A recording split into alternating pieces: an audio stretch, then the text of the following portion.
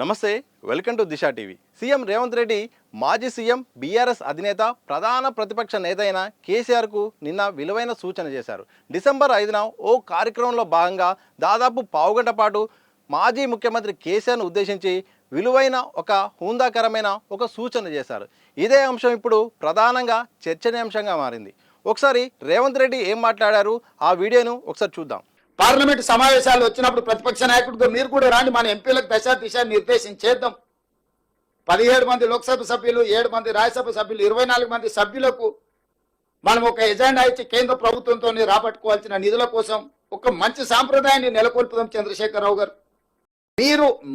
మీకు మేము నచ్చినా నచ్చకపోయినా, మీరు ఇష్టపడకపోయినా, ఒకవేళ మీకు మనసులో బాధ దుఃఖం ఏదైనా ఉన్నా ప్రజలు ఒక తీర్పు ఇచ్చిండ్రు.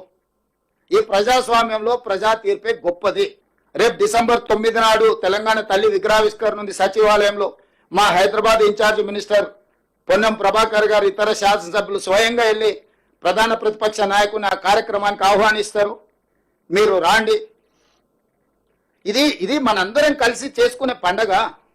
చూశారు కదా, రేవంత్ రెడ్డి నిన్న రేవంత్ రెడ్డి ఒక తన స్పీచ్ కానీ తను మాట్లాడే విధానం కానీ చాలా అగ్రెసివ్గా ఉంటుంది. ప్రతిపక్షాన్ని కానీ కేసీఆర్ అంశాన్ని తీసుకున్నప్పుడు చాలా కౌంటర్ ఇచ్చే విధంగా గట్టిగా మాట్లాడే ప్రయత్నం చేస్తారు. కానీ నిన్న ఓ కార్యక్రమంలో భాగంగా మాజీ సీఎం కేసీఆర్ను ఉద్దేశించి మాట్లాడినప్పుడు మాత్రం చాలా హుందాగా కీలకమైన సలహాలు సూచనలు ఇస్తూ కూడా మాట్లాడడం చాలా విచిత్రంగా అనిపించింది. అలాగే తన యొక్క ప్రసంగం కూడా ఆలోచింపజేసేలాగా అనిపించింది. ఎందుకంటే 10 ఏళ్ల పాటు అధికారంలో ఉన్న తర్వాత బీఆర్ఎస్ అధినేత ఓటమి తర్వాత పార్లమెంట్ ఎన్నికల తర్వాత అనుకున్న రిజల్ట్ రాకపోవడం తర్వాత బయటికి రావడం లేదు. అసెంబ్లీకి ఎప్పుడు వస్తారా అని కూడా ఇటు ప్రతిపక్ష సమస్యలు ఎప్పుడు చెప్తారు, ప్రతిపక్ష నేత హోదాలో ఎప్పుడు బయటకు వస్తారని కూడా అందరూ ఎదురు చూస్తున్నారు.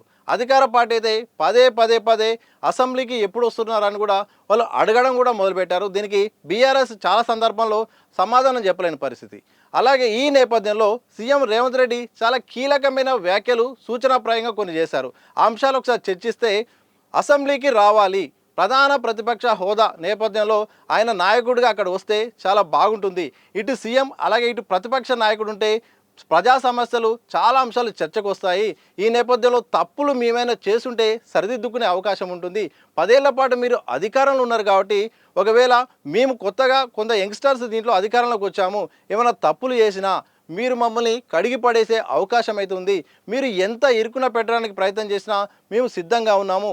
మీరు చేసే సలహాలు సూచనలు వినడానికి సిద్ధంగా ఉన్నామని కూడా సీఎం రేవంత్ రెడ్డి మాట్లాడారు. పార్లమెంటు సమావేశాలు వచ్చినప్పుడు ప్రతిపక్ష నాయకుడిగా మీరు కూడా రాండి, మన ఎంపీలకు దిశ నిర్దేశించేద్దాం. 17 మంది లోక్సభ సభ్యులు, 7 మంది రాజ్యసభ సభ్యులు, 24 మంది సభ్యులకు మనం ఒక ఎజెండా ఇచ్చి కేంద్ర ప్రభుత్వంతో రాబట్టుకోవాల్సిన నిధుల కోసం ఒక మంచి సాంప్రదాయాన్ని నెలకొల్పుదాం. చంద్రశేఖరరావు గారు, మీకు మేము నచ్చినా నచ్చకపోయినా, మీరు ఇష్టపడకపోయినా, ఒకవేళ మీకు మనసులో బాధ దుఃఖం ఏదైనా ఉన్నా ప్రజలు ఒక తీర్పు ఇచ్చిండ్రు. ఈ ప్రజాస్వామ్యంలో ప్రజా తీర్పే గొప్పది.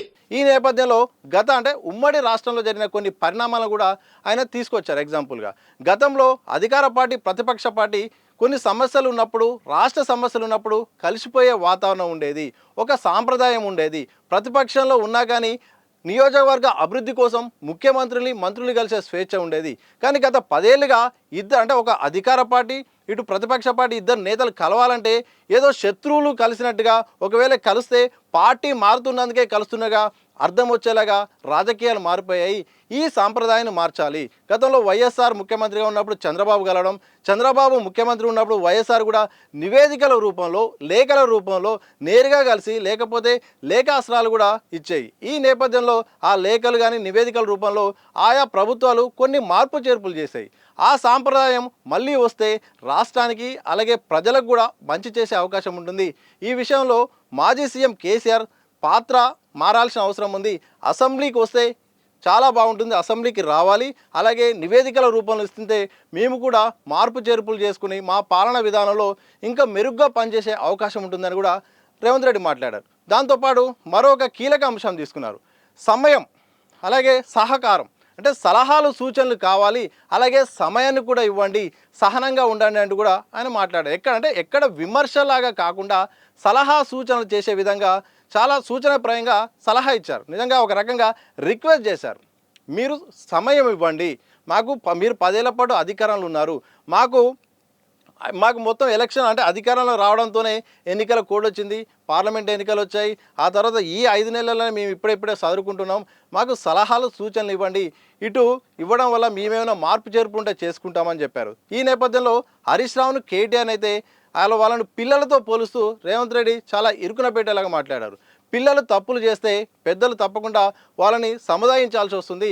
ఇటు హరీష్ రావు కేటీఆర్ అధికారం పోయినామన్న బాధలో ప్రతిదానికి అడ్డుపడుతున్నారు. ఈ నేపథ్యంలో ఒక పెద్ద మనిషిగా వాళ్ళను ఆపాల్సిన అవసరం కేసీఆర్కి కూడా ఉన్నది. ఎందుకంటే రాష్ట్ర ప్రయోజనాల దృష్ట్యా, అభివృద్ధి దృష్ట్యా, రైజింగ్ తెలంగాణ కోసం మీరు కూడా సహకరించాలి.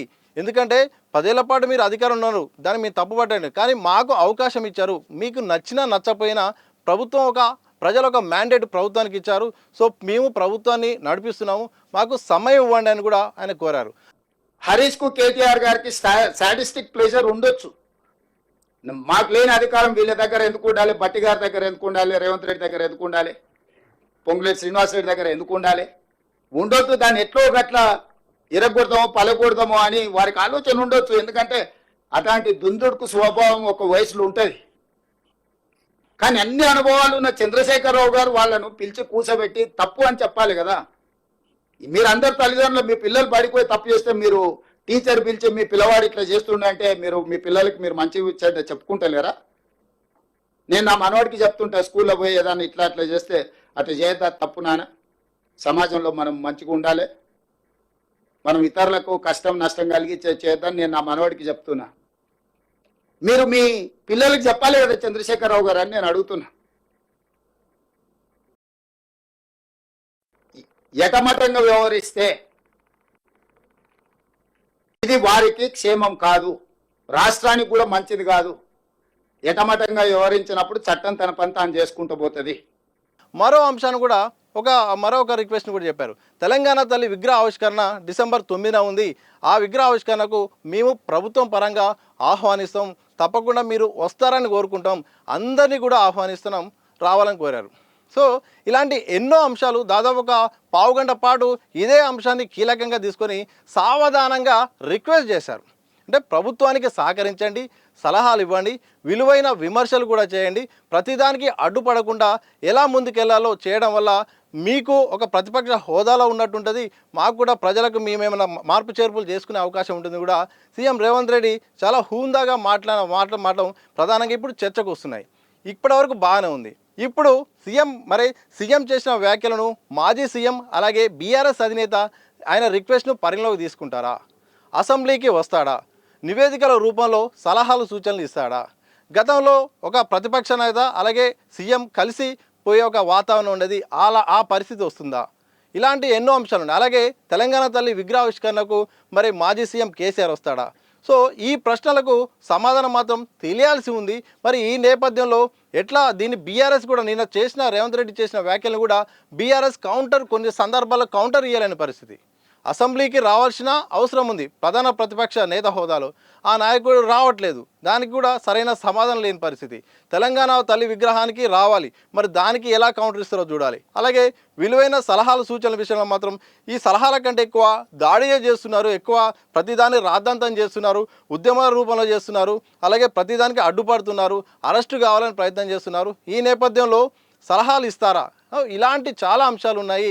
ఏదేమైనప్పటికీ సీఎం హోదాలో రేవంత్ రెడ్డి తన స్టైల్ అంటే తన అగ్రెసివ్ స్టైల్కు భిన్నంగా చాలా సూచనాప్రాయంగా సలహాల రూపంలో ఒక రిక్వెస్ట్ మోడ్లో మాజీ సీఎం కేసీఆర్ తన విలువను ఎక్కడ తగ్గకుండా తన స్థాయిని అలాగే ఉంచి ఈ తెలంగాణ రాష్ట్రంలో తనకంటూ ఒక పేరుంది, ఒక పెద్ద మనిషివే, కానీ ఆ పెద్ద మనిషి ఒక గొప్పతనాన్ని మీరు కూడా చాటుకోవాలి, మీరు కూడా నిరూపించుకోవాల్సిన అవసరం ఉంది.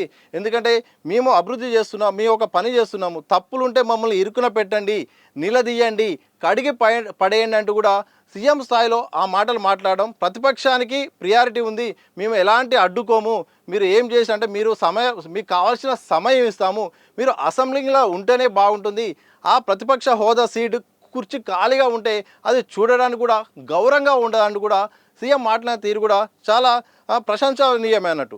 సో మరి ఈ నేపథ్యంలో మాజీ సీఎం కేసీఆర్ ఎలా నిర్ణయం తీసుకోబోతారు? ఆయన మాట్లాడిన మాటకి రియాక్షన్ ఇస్తారా? అసెంబ్లీలోకి అడుగు పెడతారా? తెలంగాణ తల్లి విగ్రహ ఆవిష్కరణకు వస్తారా? ఇలాంటి ఎన్నో ప్రశ్నలు అయితే ఉన్నాయి. మరి వాటికి బీఆర్ఎస్ నుండి ఎలా కౌంటర్ వస్తుంది?